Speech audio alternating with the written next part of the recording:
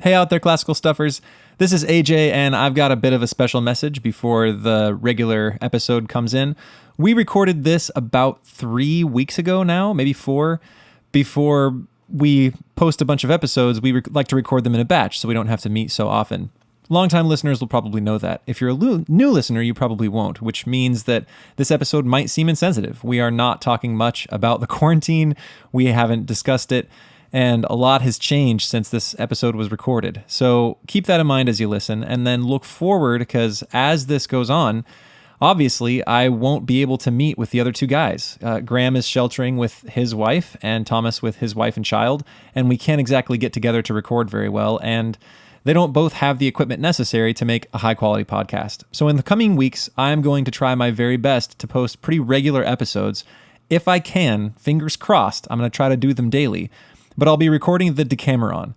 The Decameron is a story where I think it's 7 women and 3 young men shelter in place from the Black Death, from everything that was going on around them, and they try to entertain themselves by telling stories. So 100 stories, and I'm going to try to post them over 100 days. And then my first episode will be an introduction to the whole. So 1 episode of introduction and then 100 episodes of stories. And I'm not just going to read them, I'm going to retell them, so it's not too terrible for you out there in quarantine land. But I hope that gets you excited. I'm excited to do the project. It seems particularly apt for the moment to do the Decameron. I hope that gets you pumped. And until then, until quarantine is lifted, we can't record regular episodes. If it lasts longer than the Decameron can last, I don't know what we'll do afterwards. I'm sure I'll think of something fun and keep you guys full of classical things, even if you can't go outside. So this is AJ signing off and sending you into our regular episode. Thanks.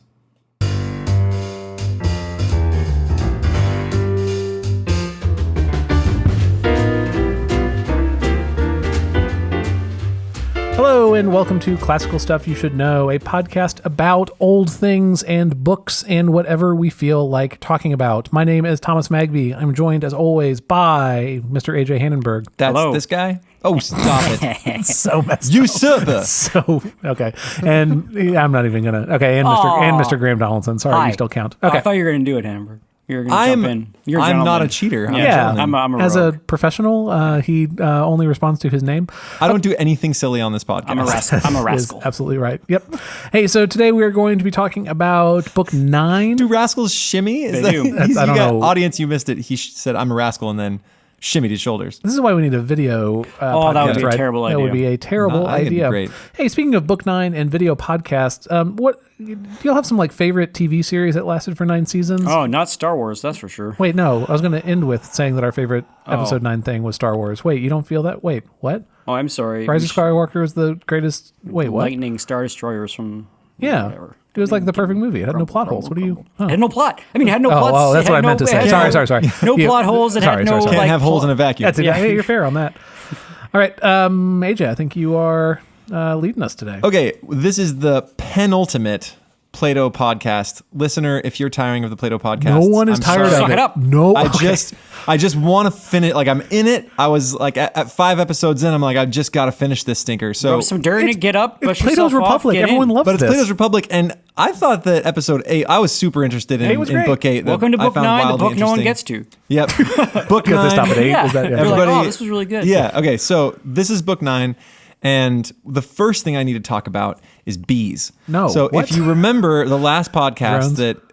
I talked Yeah. about the drones, Yeah. and I was like, Plato's bad at bees. Of course, they serve a purpose. They actually don't. I'm bad at bees, and Plato is good at bees. Oh. Here's what drones actually do within the hive. Okay. Their sole job is to mate with the queen. That's all they do. They Okay. do not collect pollen. They do not help raise the young. They hang out and they mate. They have a job. They mate. Yep. Right. Did you? And- you did bee research ahead of today? That's Well, my mom texted me, and she's like, I actually know a lot about bees. I had no idea that my mother knew about bees, but apparently she's a beeist. What do you call this? She doesn't keep bees. An apiary is the name of a bee. If you send... Boviary? Bovine. No, that's Nope, a cow. this is not- nope. Don't call your mom that. I just googled bee person, and this is not helping. So beekeeper, Anyway. bee man. Nope, none of these are helpful. Beus? Warriors of Myth has a bee person. This is a really Okay, helpful moving Google on. search. Anyway, Yep, nailed she it. said that and she's right. I confirmed that they do have only one function, but for the most part, they just kind of hang out and do nothing. And at one point, they would just consume the resources of the hive uselessly that the worker bees literally kick them out of the hive to sort of die on their own. Right. I feel like it's a modern analogy to like, I don't know, the young men of today. No, this is Really? like maybe the young men of today, but that's Plato's point, is that Oh. there are people in a society that all they do is sort of suck the resources of everybody else. They spend a lot of money and they don't actually add any value, and we should kick them all out. They're the way that newbies come about, right? In the hive, but Uh-huh. maybe Yeah, you in need them. society they're a little more. They don't contribute as much. Sure. Right, that's his point. That's the So, workers, yeah. so that's a classical stuff we got wrong. I am bad at bees. Plato is good at bees. Who knew Thanks, Mr. that he Sandberg. was Yeah, seriously. a beast? Nailed it. Okay. All right. So last podcast, we talked about the 5 forms of government and then the 5 types of dudes that went with the forms of government. So we have aristocracy, and I named him Artie. Okay. We never talked about aristocracy or Artie because all of the books prior to 8 were sort of dedicated to those two people. Sure. The person with rightly ordered desires and capacities. What a guy. And the society with rightly ordered people, right? So the best are the ones who rule, and then the people with the most spirit are the ones who fight, and then everybody else gets jobs. Okay. Right? And then we talked about the timocracy, which is an honor-based society. So lots of spirit in that one, right? They're not necessarily just going for money; they're going for honor, which is the second best type of society, and we called that the Timmy. So Timmy works solely for honor, and that's what he's all about. Yep. He'll just bust through that wall. He's got spirit. Oh, okay. All right. the Kool-Aid I'm Man. with you. Oh, That's what I was thinking. And I was like, Yeah, where we're if going? anyone Good. Cool. is a democracy, the Kool-Aid world is a democracy. that's good. It's all spirit. oh yeah, breaking through every wall. Good, great. Guys, we got to repair this. Come on. All right, the Timmy, and then the Timmy has a kid, and his kid sees his dad dishonored eventually at the end of his life, and he's like, wow, I'm not going to work for honor if somebody can just take it away from me at some point. So he works for cash. And the same thing happens in a society. Eventually, in a democracy, the honorable men all make a bunch of cash, and then they start to hoard it, and then we start to honor people who have money. And that's an oligarchy. And we named Ollie. him Oliver. So Oliver works for money. He's like, I don't want my stuff taken away. I hate living in abject poverty. I want cash. Right? That's an Ollie. He's like subreddit Wall Street bets, like that kid. Yeah, Yeah. exactly. Wall Street bets. And so, They were in the cover of like New York Magazine or something. do you guys No. read Wall Street bets? I do now. pretty fun. But they were on that subreddit was on the cover of I think it was the New York insane. Magazine or Bloomberg or something, basically being like, look at these yahoos. And anyway, whatever. My favorite Wall Street bets are the guys. There was a guy who figured out how to get basically infinite leverage out of Robinhood. It was an was a infinite glitch. leverage glitch. And so you could just get as much money as you wanted. And so he took, I don't know, like $40,000 or something like that and put them all into Apple puts. And then you watch as Apple goes up like Yeah, I 4%. was gonna say, he and he loses everything. Yeah. And he's on the hook for all of it. Right. It wasn't his money. And you can watch him. You can like watch his face go downcast. There's like a palpable He's like gulp. sitting in his car and he's like, oh, Yeah. That's a bad day. Oh, that's a whole college debt right there. That's a car loan. Yeah. Anyway, so that's an Oliver and an oligarchy. And then what comes after oligarchy? democracy. Democracy. We get tired of the ruling class. Dimitri. And he is named a Dimitri. Yay. And so if your dad is a rich fella who's worked all his life to get good stuff, so he encourages the good virtues because that means that has helped him get money, and he doesn't want to be seen as, vicious, because people don't really want to do business with a vicious person. Yep. And so his kid Is rich, is rich, kind of guilty. but yeah, maybe a little guilty, and doesn't necessarily. His dad encourages those same good virtues because his dad wants him to make money, but Right. he doesn't feel the same compulsion because he's never lived in poverty, and he's got a lot of rich friends, and so they introduce him to basically libertinism. He gets to go kind of do whatever he wants to, right? And so he lets all these pleasures in. He still kind of knows which ones are good, and his dad is still there as a voice, and so he tries to encourage those. But he sees all virtues as kind of all pleasures as kind of the same, and sort of gives himself over to those pleasures. And that's the Dimitri. Yeah. And then what is democracy like? How does democracy come about from oligarchy? You guys remember? They fought together, and then the sunburned, wiry wiry, fellows realized that these guys are in charge. These guys are what we think are better than us. Yeah, the Richies are pretty worthless, so Yeah. let's overthrow them and take all their stuff. Yeah. And so that is where we get a democracy. And then So tasty looking. how does democracy go Cannibalism? into... Is that what you're? Eat the rich, Oh, baby. okay. Oh, wow. Okay. It's escalated. He's still shimmying. You I can't don't see his audience. understand. Anyway. So how does democracy go into tyranny? We talked about this. We haven't talked about the Tyrone yet, the type of person that is tyrannical. They overthrow the rich, and but they. There's this like need a leader? inversion of the people want to lead and the leaders want to not lead. And so is that the democracy? Yeah, and you still have the drones. Remember, the drones are the people that spend a lot of money, and they start to prey on the people who are actually useful in making things. And Yep. the people who are actually useful in making things get real tired of it. And so they elect one person to kind of be their hero and stop these stupid drones from taking all their money and cheating them of stuff. Yep. And then he gets a little taste for power. And he doesn't want to give it up. And he doesn't want to give it up. And he's killed a whole bunch of people who are worthless to society. And he's like, hey, killing people is pretty easy, especially when you have a mob at your behest. So let's kill a few more. And then he gets rid of all the friends who would stop him from doing what he's doing. And there you have a tyranny. Awesome. Okay, so that's a little review of book 8. It's important because book 9 is going to make some use of that. And then the beginning of book 9, he differentiates between the two type of pleasures or appetites. We touched on it briefly last chapter. Any unnecessary pleasure is one that's kind of awake when your reason is dead, right? You get drunk, it's late at night. It's the thing that wakes up in you when you stop using your brain. Okay. Right? And then the necessary ones are the ones necessary to life and all of that sort of thing. Right? Make sense? You have to eat food. Gotta eat food, and you can have pleasure in good food, right? Okay. You can have pleasure in exercise. You can have pleasure in discourse. All You of have those pleasure are... in exercise. What? Apparently, people say that, Man. but they're out of their mind. So the necessary pleasures are A-okay. The unnecessary ones are less okay. Yes, less okay. Okay. Okay, so now we get to talk about the Tyrone. Okay. So Is this book? And now this is book 9. this is book 9. We are fresh into book 9. Okay, so how does the Tyrone come about? Remember, he's kind of the son of a democratic dad. The democratic dad is one who treats all pleasures of life the same. So Okay. how would a tyrannical person come about from that? And what does it mean to be a tyrannical person? Any guesses? Did you say that he comes around because he's protecting the interest of like the wealthy people against the not so wealthy people? In a tyranny, yes. Okay. But how does he start? Is he ruled by passion? Okay. I don't know. I'm just thinking if your dad is all about the pleasures, and passion grows on grows by being fed on. You feed your passions and you grow them.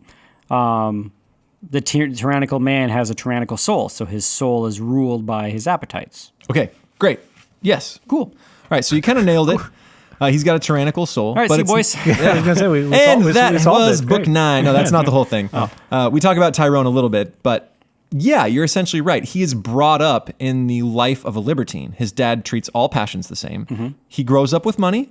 Oh, so he can go after all the pleasures, He can go after all the pleasures just Okay. like his dad did. but he has no reason not to. There's no There's no character voice to to stop him and encourage the good Yeah. pleasures, right? Yeah. The good virtues. That's bad. There's no his father treats it all the same. Whatever, son, do what you want. Get weird in college. Go bananas. Okay. Do all the craziness, right? Yeah.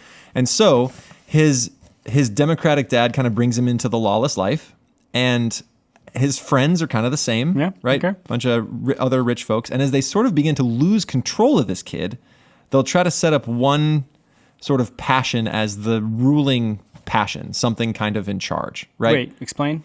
So Plato says that kind of when he becomes this, like he gives his life or to idle lusts and spending all his money and all of this uselessness, they got to figure out some way to control this kid. So they usually try to set up one thing as like the controlling passion. Does that make sense? Yeah. Does so he that- say what the one thing is, or is it different for each person? Yeah, he kind of hints that my it's son's passionate for video games. Is that a thing you've ever had someone say? Oh, yeah. Really? Oh. Yeah. passionate for video games. Yes. It's like I found my passion and it's video games, Mr. Donaldson. It's like, Called out. I bet you're a hoot at parties. There's one thing I've learned, it's that video game stories are not good stories. But that's anyway. then I no scoped him across the map. Cool. Sweet. Okay. So yeah, they kind of give him this one mastered passion to be lord over all of his other lusts, right? To sort of maybe guide him and keep control of Because him. they're trying to like derive some kind of usefulness out of him. Or maybe they're just tired of hanging around a kid who's all over the place. Okay. right? That's so interesting because the way that they're going about it is not trying to instill some kind of value. It's we can't fix you, so let's just like pick a vice and make sure the vice pulls you in the right direction. Is this similar to like the go off to college to get a good job? Like will appeal to your greed because that will help you to get good grades, help you to get into college. Like is that similar to what is being talked about? Maybe here? let me read you guys the passage, and maybe you can make more sense of it than I can. Sure. So, then you must further imagine the same thing to happen to the son, which has already happened to the father, which would be the democratic man. He is drawn into a perfectly lawless life, which by his seducers is termed perfect liberty. And his father and friends take part with his moderate desires, and the opposite party assist the opposite ones. I don't know who the opposite party is. Right. Like, is it his non-friends, the people who don't think he's great? As soon as these dire magicians and tyrant makers find that they are losing their hold on him, they contrive to implant in him a master passion, to be lord over his idle and spendthrift lusts. A sort of monstrous winged drone. That is the only image which will adequately describe him. It does not adequately. Oh, the drone is the person himself. Is not, the person not the himself. Yeah, and sure. so maybe it's that his father and friends want this kid to be good, and that there's another group that kind of want to take advantage of him or use him or something, and then Maybe. they want to keep control by giving sort of one big lust. Maybe you could think of it like this. And this passage, I don't know who the opposite party is that they refer to here, and so maybe we could kind of liken it to his father and friends really do want good things for this kid. Yep. But his drug dealer doesn't. Right. Sure. And so his drug dealer wants to set up a master passion over this kid, right? Cocaine, and thereby control him and make him what he wants and get money out of him, right? Does that make sense? Yes. I can see that being what it is. It could also just be that when you're a dad and you've got a kid that's a complete mess, eventually you got to control him somehow. Yep. Okay. And so then I thought it was going to be more like, I thought I was an egotistical like sociopath, but it turns out I'm passionate about banking or something. kind of, yeah. We actually get to this is I'm so excited for the next conversation. Cool. I think you guys are going to dive right into it. But let me kind of read what happens to him. So, and when his other lusts, amid clouds of incense and perfumes and garlands and wines and all the pleasures of a dissolute life now let loose, they come buzzing around him, nourishing to the utmost the sting of desire which they implant in his drone-like nature. So his lusts are sort of giving this desire, like the big overruling tyranny of his soul.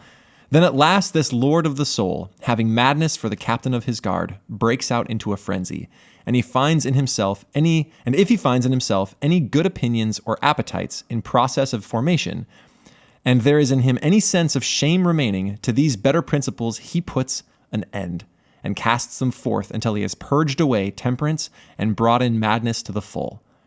So he wants to serve this overarching desire and all these other little desires so much that he is ready to cast out shame as best he can. Right. Okay. And then the next sentence says kind of, and is not this the reason why of old love has been called a tyrant? Interesting. Uh-oh. Okay. What does that make you think? Oh, it's just, I mean, I don't know. I don't know yet. Love is called a tyrant because it focuses on one object of passion. One object of passion, even to the detriment even of to the all. detriment of the others, and Right. it is certainly not driven by reason. Mm-hmm. He even mentions love again later. A certain kind of love. A certain kind of like love. the sort of that Romantic. love that Is sort that- of that swamps your little boat, Yeah. Sure. but not the long, patient love of the Christian marriage. Yeah, I would say this is definitely a passionate love of desire. Yeah. Right? And he even refers to it again when he starts saying like how this guy lives, right? We were just talking of his origins, how he comes about. And the next question is, well, how does he live? And he says, I imagine, I said, at the next step in his progress, that there will be feasts and carousals and revelings and courtesans and all that sort of thing. You gotta. Love is the lord of the house within him and orders Yeah. all that concerns of his soul. Yeah. So a tyrant is a lover. A tyrant is a lover. Isn't that crazy? That's interesting. It that makes sense. It does. I mean, There's something he's looking for in all those experiences. Yeah. And you can't, I guess it makes sense that you can't give yourself to a whole bunch of different pleasures equally. Eventually, you're going to find one and just sink yourself within it, right? So even within those examples, he would find out he likes feasting the most. Like, do you mean that? Yeah, that's what I mean, is that eventually one will kind of grow within him to the detriment of the others, and he'll follow it. The other ones won't go away, but they'll become subservient, I think. Yeah. This is a bummer. Okay. Yeah, isn't it? It's not great. And then, so what just came was feasts, carousals, and reveling and courtesans. And what happens when that's all you're doing? What's the logical end of spending all your time doing that? Your liver is in a rough spot. You broke. You spend all your money. Okay, so now he's broke. And what do you do when you're broke and you're still absolutely crowded by desires and, as you would term it, love? Steal. Life of crime, baby. Steal. Find a way to make that money. Find a way to make that money. And when you are a young rich kid, what's the way you make the money? Go to dad. Ask your parents. Oh, sure. Yeah, Okay. exactly.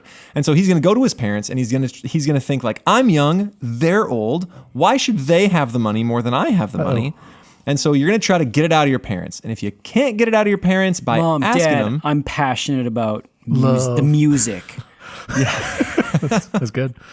I want to follow AC/DC to Asia. Yeah. Yeah. It's like, oh, my kid found what he lives for. He just wants to be a DJ. Hey, you watch your tongue about I'm DJs. saying AJ is a DJ. Anyway. No, but I mean, like, But it's definitely not my path. I'm very fair. realistic about where DJs fall on the creativity spectrum. Like, at least the way I do it. It's not very creative. so when they're like the move in on the stage and they're twisting those knobs, do those knobs do anything? It depends. If you don't hear any change in the music, sometimes no. They are just touching a knob that Looking doesn't like do that. anything. That's funny. If I was a DJ, I would just like get it all set and then just go and hit the spacebar play and then just sit quietly for 2 hours. And then it was done, hit the spacebar to end it, and then walk off stage. So a lot of professional DJs, because they have to sync it with the lights and with the pyrotechnics and with everything else, it really Basically is do just that. press play. Yeah, just that's exactly it. Because it's a huge show. There are DJs that work really hard to make that not the case. Deadmau5 is one of those. He has a lot of control up front. That was a Why are great we talking about that was this? a great show. That It's a Deadmau5 great show. show. Deadmau5 shows are great. Deadmau5, you are definitely not listening to this. You don't know. If you are, that was a great stinking show, and I've got a lot of respect for how hard you work. And rep St. Catharines. Yep. That's where he's from. Canadian. I don't Canadian, know what's man. going on right now. Anyway, so if you can't get money out of mom and dad, right? They cut him off because he's sunk all his money into DJing, Take and it. all his passion, or this girl that he found, right? Oh, yeah. Take it. Yeah, he's going to take it. And gonna kill him? There's a couple different ways he can do that. Okay. He can either try to cheat them out of it, right? And if he can't kind of cheat it out of them, he'll take it by force. He'll up. just start like stealing from them, and he will become a tyrant to his mom and his dad. And so it says, like, on account of some newfangled love of a harlot who is anything but a necessary connection, can you believe that he would strike the mother who is his ancient friend and necessary to his very existence, and would place her under the authority of the other when she is brought under the same roof? She just doesn't want me to be happy. She's being like irrational and yeah. just unreasonable. Yeah. Yep. And then he does the same thing with his dad and his most indispensable friends, and he just becomes a punk. Like, he just becomes a punk and sort of gives himself over to it, right? So that's not a great vision great. of a future of this person. So he's ruled by a single love. He tries to get money, and if he can't get it by cajolery, he'll get it by thievery, right? Yeah. But I think it's funny that love is the tyrannical emotion. It's Yeah. weird. It's weird to think of that as the case. Okay, so then he gets a whole bunch of buddies, right? He's going to find other people like him that are ruled by love and lust and partying, right? And then when they all get together, they're probably going to choose somebody as kind of their ringleader. They choose a tyrant for themselves, right? You guys still following? Yes. Okay. And he's always going to be a master or a servant because he can never have a true, honest friend. Sure. Why would that be the case? Because they're vicious. They're bad people. I don't know. They can either get you the pleasure you like. If it's all about getting a certain pleasure, then it's not ever about the people you're with. It's about the thing you get with them. Stinking nailed it. Yeah, and a virtuous man is Thomas. never going to want to hang out with you. Right. So you're only going to attract other vicious people, and they're going to see you as either they can get something out of you, or you are getting something out of them. Yeah. Yeah, either you can sort of be subservient because them as a master, they will give you what you want if you just serve them, or you can get what you want out of them by being the master of them. It's like the Hollywood entourage. Interesting. Yeah, yes. It's like the Hollywood entourage, exactly. And so, like, I would never be friends with you because what pleasure do you give me other than sometimes good Canadian jokes? I can get you good roles. Roles? Yeah, in the next movie. No, like dinner rolls. Oh, like, no, I thought you were talking exactly. Thanksgiving, like, yeah. Yeah, no, Sister I was Schubert's, like sweetest yeah. rolls. Oh, yeah. I mean, just fresh out of the oven. Yeah, good. Okay, delicious. and the longer he lives, the more of a tyrant he will become. Yep. And eventually he will be miserable. And Right. the one who's been a tyrant the longest will be the most miserable. And that is just a huge bummer. Yep. Right? So that is a picture of Tyrone. How's he in the charge? miserable man. How does he get to be like the dude in charge? Just because there's a ringleader within every group of people. But how come the people flock to him and say, lead us? It doesn't, just because he's driven by, well, he might be driven by a love, but doesn't mean he's not charming. They're just kind of like natural hierarchies, right? Yep. That Yep. someone usually kind of lifts up as the leader. Yeah, and it's weird because now we're sort of, one of the things I wanted to talk about is we are kind of getting back to, they're both monarchies, right? Tyranny and aristocracy. Sure. One is driven by reason and one is driven by love. That's right. I would rather be gallant. Then loving? Passionate. Then, oh, okay. You'd rather be gallant than passionate? Yeah, I would rather be the aristocrat than the tyrant of myself. I guess. Wouldn't who would say that they want to be a tyrant? The person who is like, I live for the music. Yep. How would you get out of that kid like, yes, also tyranny of government? Yeah. I agree with AJ that I don't think there's often, I usually do not see the connection between tyranny and love, but I see what he's saying, that love becomes a tyrant if it's in charge.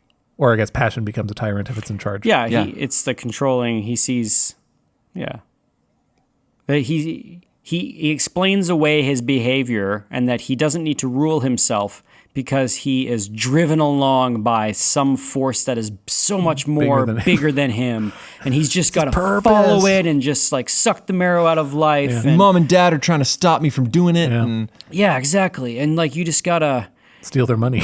steal their money, and it doesn't matter because it's all about the music.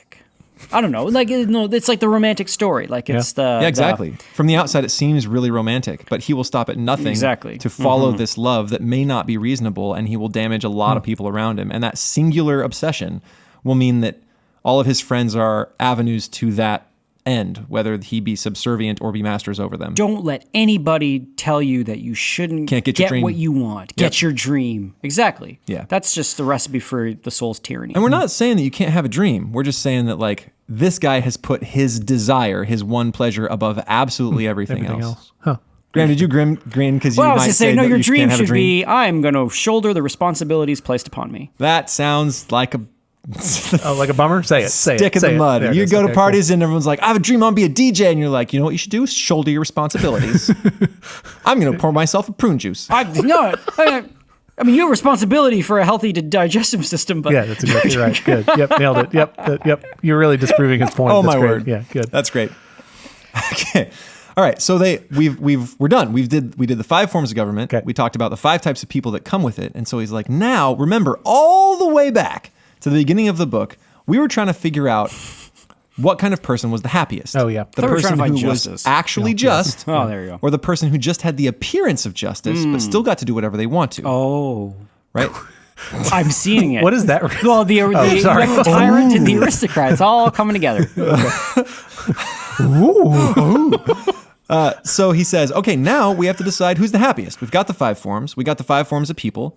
Let's look at the states and figure out which one's the happiest state, and The look at the tyrant. people and Come figure on, out man. which one's the happiest person. Tyrant gets whatever he wants to. Come on. You know what we need is a judge who's known all these types of people, who has got to hang out with the tyrant, seen him grow, seen the way he acts, seen how is intimate with his ways of life.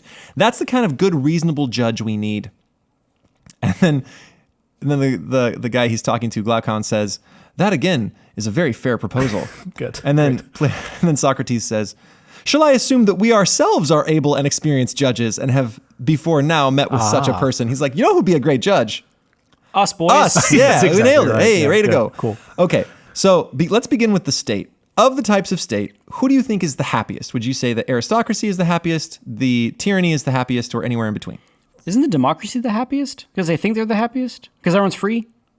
Okay, so it is charming, but he would say that the aristocracy is happiest because everybody's like that's what he would say. Everybody is tuned to their job and doing what they're supposed to do, and happy because the state is being ruled well. In a democracy, I assumed that was the answer, but thought you were going to do like a gotcha.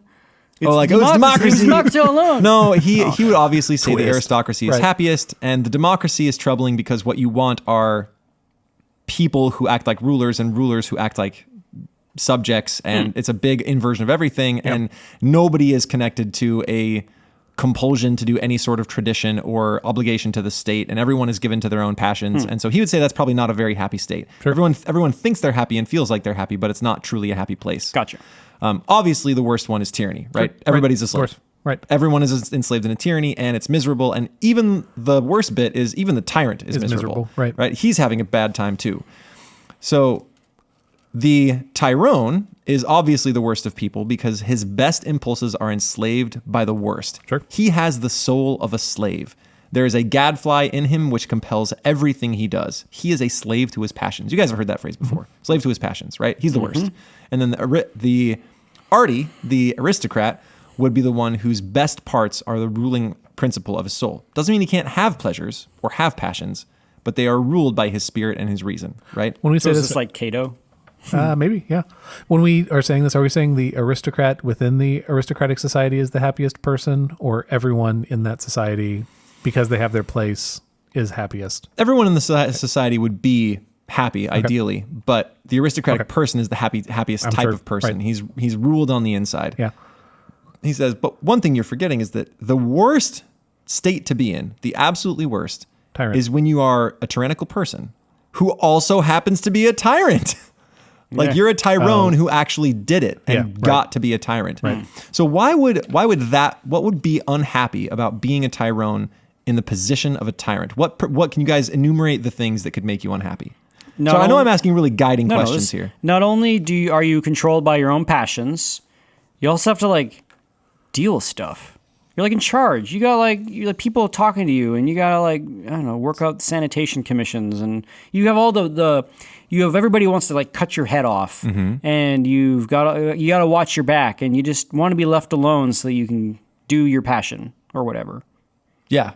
But you're also in like the best position to accomplish the things you want and still aren't happy. Like if you're any level below the tyrant, you can say, when I get the next level up, things will be better. Yeah, when I'm in charge. Right. And instead you're in charge and it's still not good. And there's no hiding the fact that none of it will help you or make you happy. Yeah. So one of the things he says his soul is dainty and greedy, and yet alone of all men in the city, he is never allowed to go on a journey or to see the things with which other free men desire to see. No vacation time. He lives in his hole like a woman hidden in the house, and is jealous of any other citizen who goes into foreign parts and sees things of interest. Because I imagine because he's afraid of usurpation, he's afraid of rebellion, he has things to take care of, right? So he has all these desires, but he can't satisfy them, partially because he's got stuff to do, right? Yeah. That's what you said. Yeah. And he's not master of himself, and yet he is compelled to master others. This says he is like a diseased or paralytic man who is compelled to pass his life not in retirement, but fighting and combat with other men. So he does not have the capacity to rule, and yet he is forced to rule other people, right? Can't rule himself, has to rule others. And the last and worst, and he says, I'm going to make you sort of an analogy. Now remember, at this time they had slaves, and he says, so imagine a wealthy slave owner. You've got 50 slaves, right? So if you live in a city, what is keeping those slaves from rebelling against you? That they'll get kicked outside the city? Is that what you're saying? Yeah, there are other citizens, right, with power and with slaves that will come to my rescue if my slaves rebel. Right. Take that man and put him out of the city. Put him in a forest. He goes on a big journey with only his slaves. What is he afraid of? Oh, his slaves. They're gonna kick the crap out of him. Yeah, he is absolutely in total, complete fear that his slaves are going to rebel and murder him. And the only way that he can prevent that from happening is by taking some of his slaves and by bribery or other means, get them to protect him. Sure. Yeah. Right? And so do you guys see that played out in any current tyrannies? We have tyrannies around the world. I mean, sure, you always need to, you need to have, you need to have people complicit. What happened was, so when Saddam Hussein came into power, he had some of the people who didn't want him to come into power murder the other people. They're like wavering. And so there were some who were clearly opposed to him and some who were clearly in favor of him, but kind of an in the middle group. And those were the group that in the middle group was tasked with executing those who were totally opposed to him. So then he's got them complicit in the crime, and now they're kind of on your side. Locked into supporting him. Yeah, and I think you always have to have some coterie of people that you absolutely pour pleasures into, right? I'm thinking of any tyrant who's got, say, an army, but all of those army generals live in the absolute lap of luxury, right? Sure. They've got girls, and they've got food, and they've got entertainment, and they've got money, and they've got planes, and they have everything they want. And so basically he needs to bribe them to stay on his side because he knows if he ever treated his generals anything but perfectly, they would turn, right? And kill him. Mm-hmm. So, man, what a scary position to be in. That sucks. Right?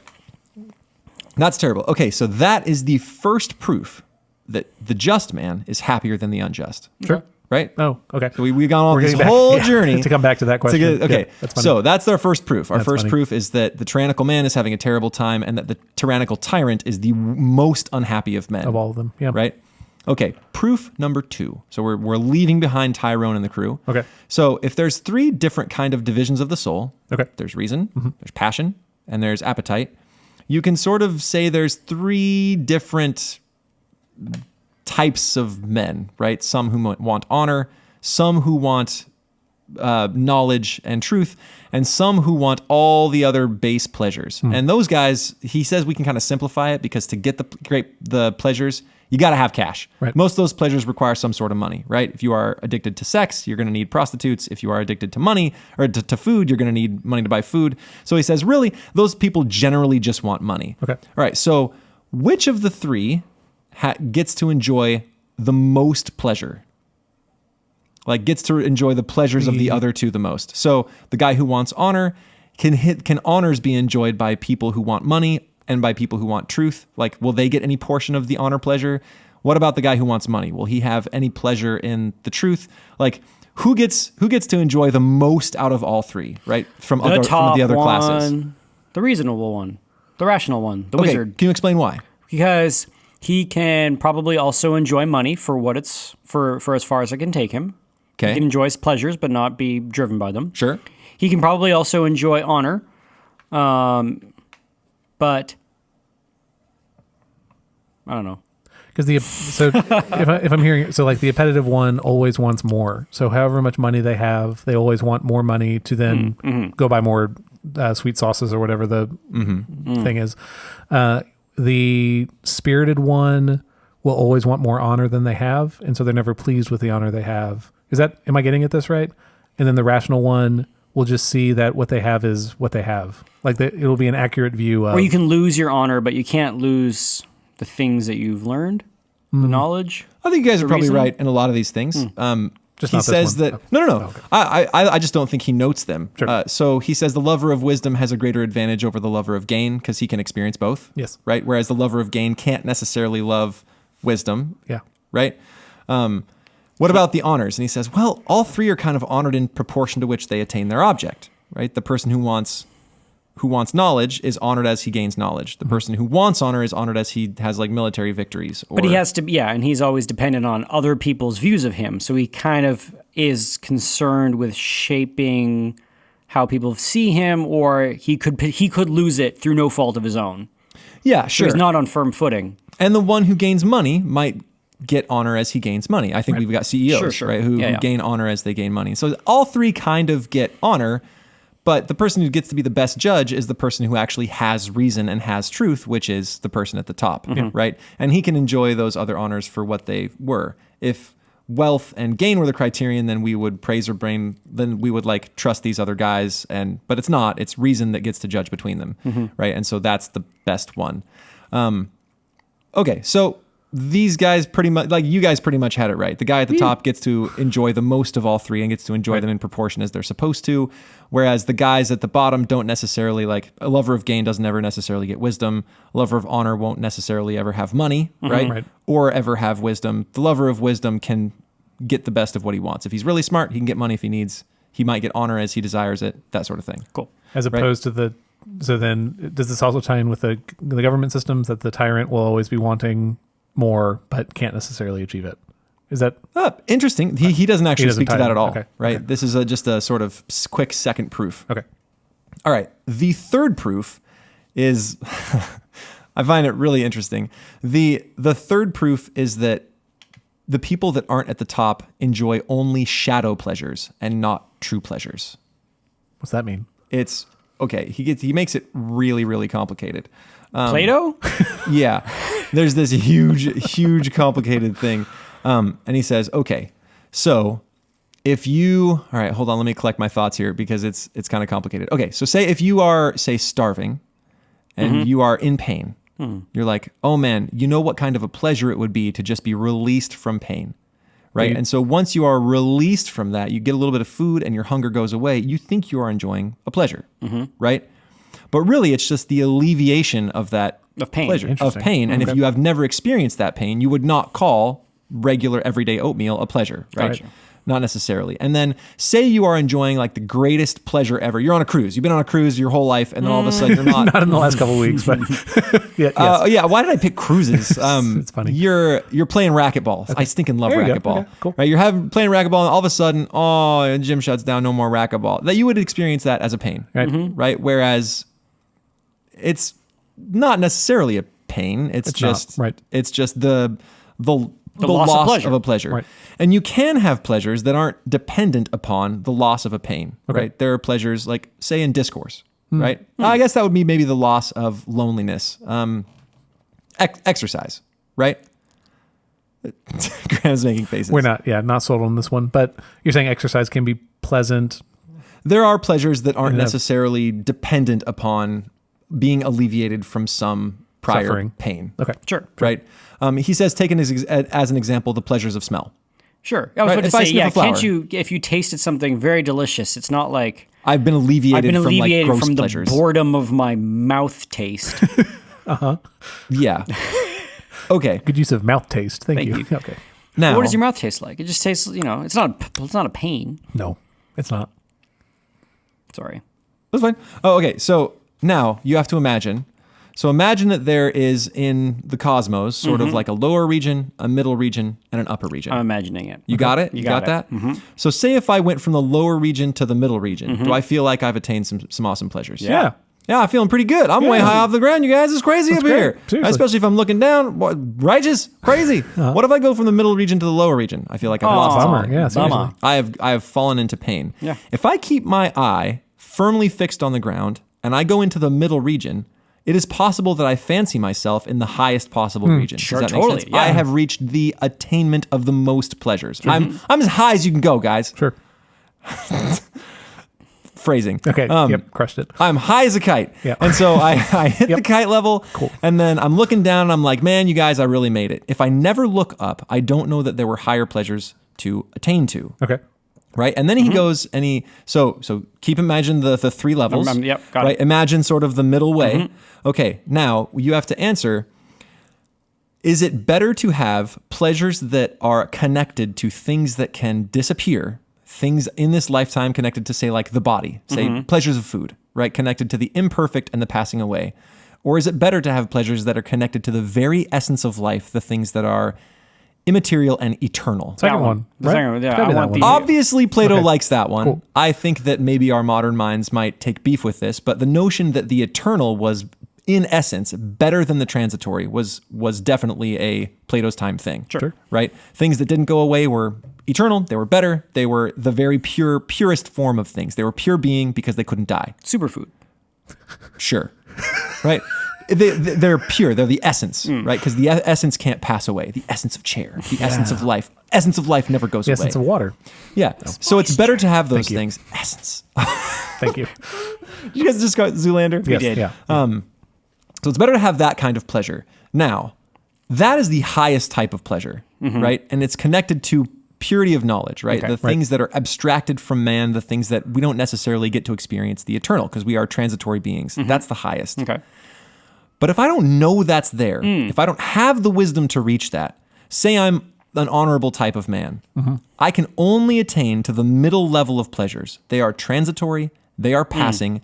They are not the pure essence of pleasure that is possible when I am looking at philosophy, right? And so if I'm an honorable man, I will fancy as though I've got it all. I've got it all. Like I've got the dude the at the best. beginning of the book. Yeah, exactly. The guy went to bed early. What are you talking about? Oh, he was like, they were like, I don't know what justice is. It's just like being a good guy and enjoying what you got, night boys. And then, Oh yeah, and then he he's out. leaves the conversation. Yeah, exactly. Right, He thought he had it, and he was ready to tell it to Plato, and then he's like, "All right, I'm going to bed. good. I've made it. I've got it." You kids keep it down there. So if I'm the honorable guy and I get there, I feel like I've been released. I'm attaining the highest pleasure. I've been released from any pains that are below. I've got this middle thing going on. I just don't know that there's anything more to be offered. You just haven't hit that esoteric wizard knowledge yet? Yeah, exactly. So what I'm experiencing are shadow pleasures, pleasures that will pass away. Okay. Honor, not going to stick. I'm not experiencing the true pith and essence of life. Gotcha. I only got the part way. And if I'm going after money, what I've got in money is maybe not even close to the middle way, but I feel like I've risen out of poverty. And so I feel like I have the best. Okay. Because, but in truth, I'm only experiencing shadow pleasures. It's not as good as it could possibly be. Yeah. I'm not doing the best. All right. Any thoughts on that little bit? You guys agree? I agree.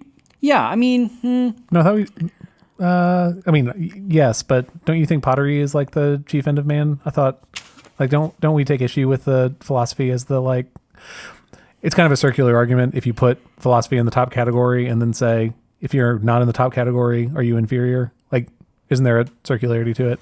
Yeah, I think my biggest beef is that you have to, by necessity, think eternal pleasures are better than transitory ones, and that knowledge is the only type of eternal pleasure. I don't know. Because he's assuming that. I just have difficulty with that notion. Sure. I mean, it's like I like knowing stuff, but I've had some really good meals in my life. And yeah, and I love doing pottery, and pottery will continue to be enjoyable. That's an eternal thing, right?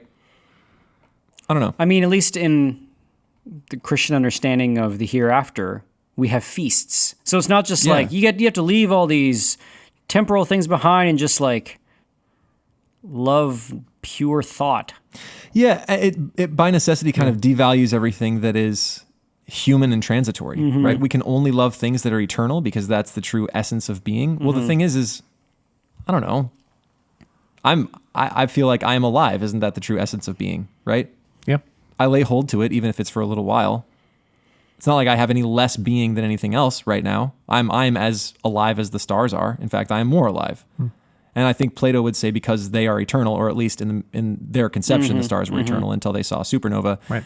They are better than I am. I don't know. I've always had trouble with the notion that kind of eternal thing is by necessity better than the real and palpable yet passing away. I think the thing for me is that it takes it off of like a contextual timeline and just sort of says, here's the one pure thing. What I mean by contextual timeline is, say, for example, I really want after a long day of hiking in the woods or whatever, you come back to your campsite and you just want like a simple meal of hot buttered toast and beans and some brisket and like a beer outside by the water, right? And when you put that together and you make it and you enjoy it and you're like, that was a wonderful, enjoyable thing. You wouldn't say that beer and brisket and beans and even walking in the woods was the highest essence of pleasure. But it is different than what Plato was talking about being in the highest realms. So there's something about like the just man, the happy man is the person that is not fulfilling his pleasures at all times, but is somebody who, maybe this is the hedonistic reply. I don't mean hedonism in sort of its bacchanalian sense, but I mean it in the actual ancient philosophy sense, that having a knowledge of the usefulness of things when they're needed. So don't have that second beer, don't have that second bowl of beans. It's not going to be as good the second time. And knowing that is wisdom. I think I was actually see what going to I say, mean? I think that this is exactly how Plato would defend himself. He would say, by the knowledge of the eternal, by true wisdom, I mean knowing what is good. Okay. And if you have that meal, you know what is good and you can enjoy it. There are men who are sunk in unwisdom and they wouldn't even realize what they have and couldn't enjoy it to the same capacity. fair. Yeah. But I would That part is retort and say, like, you think knowledge of math is one of those eternal things. And I gotta say that sometimes that really nice hiking meal is better for me than knowing that all sides of a triangle add up to 180. You know what I mean? That's an eternal truth, unchanging, esoteric, pure knowledge. I would probably rather take the beans. Yeah. Yeah. I don't know. That's a tough one. See, this is why, like, it makes me think and makes me wonder, and it's something I'm a little uncomfortable Totally. with. And I don't know if enjoyment of pleasure at that third highest level is to the exclusion of any pleasure at those other two levels. Yeah, and calling them shadow pleasures and not the complete pure pleasure really rankles me. Yeah, sure. That bothers me. Maybe there is a difference between thinking that the beans themselves are your fulfillment, but really what is the fulfillment is the enjoyment of the beans for as much as they can give you, and thinking no more. So maybe it is like, the Greek notion of sophrosune, or the middle way, or everything in moderation. Sure. Like everything in moderation isn't just, something your grandma told you to keep you from being lecherous, but it actually maybe is the secret. Like, know the value of things in their context, no more, no less, and that is actually then the sort of a happy thing. So I feel like the argument Plato gives right here necessitates that you ask, okay, well, Adam and Eve didn't have necessarily all this firm, eternal, esoteric knowledge. So did God create them for the lowest of the pleasures? The physical and transitory? No. Wait, whoa. Why does that first premise have to be the case? Well, that's the thing, and that would be my retort to myself, is that they knew God, who is the ultimate good and eternal. I don't know. They I think conversed directly with him. Or There's your wisdom right Milton's there. conception, isn't Adam like exploring the garden? And I think we have to really, we often think of Adam and Eve as like kind of naive, dumb, naked kids in the woods, just like living their base lives. But As in opposed reality, to you need to kings think and about them as the full essence of human beings who great man contemplate the king. stars. Yeah. Exactly. Yeah. Yes. Yeah. That they had this nobility to them. They weren't just sort of these naive savages, but they had this they sort of had this fullness of humanity to them. Yeah. And that's just, we have to undo, I think, a lot of the Sunday school stories. Right. Yeah. Okay, we only got two more things, and then we're going to wrap Let's hear it up. So the first thing he says, okay, we've now established that there's a hierarchy of pleasures, right? Clearly. Naturally, and that if the tyrant is obviously the least happy of these, and he's 3 away from an oligarchy, right? Mm-hmm. And an oligarchy is 3 away from an aristocracy. Oh, my word. So Okay. if you do a little math, that's doing 3 it. times 3. Okay, 9. And if you take that 9 Okay. and you make it a plane, which would make it 9 times 9, so an 81 area square, Okay. and then you make that 3D with another 9, Okay. 81. that's the volume of how much happier Stop it. an aristocrat is. That's than not true. I'm He says not this? kidding you. That's He insane. actually says the number. If you are a well-ordered person, you are approximately 729 times more happy Yeah, naturally. than a tyrannical person. Okay, well, he proved it. I'm glad he did the math that's math. personally. Yeah, I'm yeah. I'm glad that when I see, if I'm well ordered, if I assume that I'm well ordered and I see a tyrannical person, Yeah, that I'm 729. like 700 times happier than they are. Isn't That's there- good to know. In their subreddit, they did the math. This is This is the they like did the math. very original Thank you, r// Plato. they did the math. I Yeah, don't know that's where good. he's getting like. Can he just be 5 times happier? That seems Nope. like a much easier math than nope, like nope, if nope. you multiply them and then plane them and then cube them. Yep. That's the volume of happiness that you mean- are happier. Okay, It's a lot of happy. that's a lot of happy. Yep. Right. Okay. So passing over the math. Do they? So what's the agree with happy this? unit? Yeah. Well, Happy What's it unit? called? a util. Ooh. Isn't that where utilitarianism comes from? Is it a util? It's a... That's what Bentham. Who was the optimist in Candide? What was his name? Peluvian? I forget. I'll look it up at the end. There's a really great word that means you believe that everything is for the best, and the best of this, the happiest of worlds. So the last thing is he says, okay, so you're trying to tell me, like that guy way back in the beginning of the book was arguing that the best kind of person was one who could do injustice and yet have everyone believe he was just. Let me paint you a picture of that man. Okay. He says, imagine if you can a many-headed monster, Okay. Cool. right? And Okay. the heads are alternatingly wild or tame beasts. So you Okay. got a little like tame lamb that's like, meh, and then you got a big dragon wants to eat you. You got like a But lion. it's tiny. Little tiny heads. Okay. Yeah. Okay. And then imagine another slightly smaller creature that's a lion. Okay. Okay.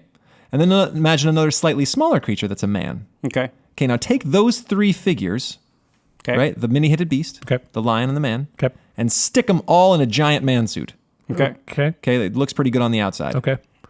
That man at the beginning of the book was trying to advocate for this man's nature to be ruled by the many-headed beast, not cultivated, so that the many-headed beast representing pleasure, obviously. Right. He's not cutting off the wild heads. He's not taking care of the tame ones. He's letting them all go completely bananas, and they are ruling over the other two natures inside of him. The lion, which is his spirit, right? And the man, which is his reason. Okay. So inside this man is this many-headed dragon that is tearing him every different way and basically ruling his life. You're trying to tell me that man is happier. And he's like, oh, well, that's a pretty potent picture. He's like, yeah. So if you think about the different vices, maybe the man takes his spirit and makes it a coward so that he can flatter people and get his pleasures. Well, you've taken your lion and you've made it a monkey. It's not a lion anymore. And it dances for the many-headed dragon, right? Or you've reduced the man and he cowers in the corner, right? So all of the different vices can be different variations of this illustration. He's like, I'm advocating for one where the lion is a true lion and roars when it should roar. And all the pleasures are tame heads that you have got in good order, and a man rules over it all. God tame the dragon. It's like, you can't tell me that someone who is unjustly ruled by their pleasures, a true Tyrone, is a happier man. Right? That is not justice. And they're like, oh, okay. So that's the image he leaves you with. Yep. Cool. That's fine with me. I can get behind that. Does Professor Pangloss, does that sound right? Oh, Panglossian. That's the word. So if someone is Panglossian, it means that they are an absolutely determined, naive optimist. Everything is going great, and the world is as good as it possibly could be. Okay. Yeah. Okay. Pangloss. Cool. I dig it. Anything else? That's book 9. We got one more book after this, and then we're done with Plato. So we should be taming the passions. Yep. We should be letting the lion roar when it needs to. Don't turn into a monkey. Yep. We'll let the lion help to tame those passions, We'll let right? the lion help to tame the passions. Yep. Okay. And then, so is this like the, feed the dog you want to win kind of thing? Kind of, yeah. Cultivate your pleasures, right? Make sure that you're feeding the virtues, and doesn't mean that you shouldn't have pleasures ever. It means that you need to be careful about which ones you select, which is why we talked about the necessary and unnecessary pleasures at the beginning. Sure. Well, that's kind of what I was getting at with the meal, right? Like you have the toast and beans and beer, and it's great, and then you think, man, that was so great, and you go and get a second helping of toast and beans and beer, and it's not great. It's just like, oh, this isn't as good. More beans.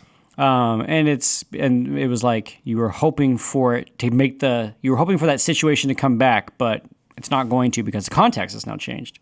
Yeah, exactly. You're not hungry at the end of a hike anymore. You are sated at the end of a meal, so it's not going to hit the same. Or that little proverb like one drink is enough, two is too many, 3 is too few. Isn't that the That's what I was going to say. That yeah. Being able to understand what that means is part of that taming of the passions. And if you find yourself slave to a single love, beware. And if you're slave to a single love and they want you to be the tyrant of a nation, turn that down. Say no to that. Well, just say no. Just say no. I don't know. Get a hair shirt. Go to the hills. Get out of there. Lent. So I mean, it's the perfect time for that. You are helping your own freedom if you don't be a tyrant. So I guess that's the whole primary message of this episode is just like don't be a tyrant. Good. It's a good takeaway. I appreciate that. Sounds good to me. Perfect. Well, this has been Classical Stuff You Should Know. Thank you all for joining us. You can find us online at classicalstuff.net. All of our episodes that are over 100 episodes ago are up there. If you look on Apple, iTunes, or Overcast, or whatever app you use, you'll only see the most recent 100 episodes. Yeah, it's a little overcast outside. It's a little overcast right now. Anyway, Overcast is a great podcast app. So anyway, download that, I guess. I don't know. You can do what you want. You're free. Democracy. Yeah. No, wait, no. Do what's best. Aristocracy. Okay. You can find us on Twitter at Classical Stuff. That is spelled CLSSCAL stuff. And you can email us at classicalstuff@veritasacademy.net. I think that is everything. So for Graham, AJ, and Thomas, this is us signing off. Signing off. Bye. Bye.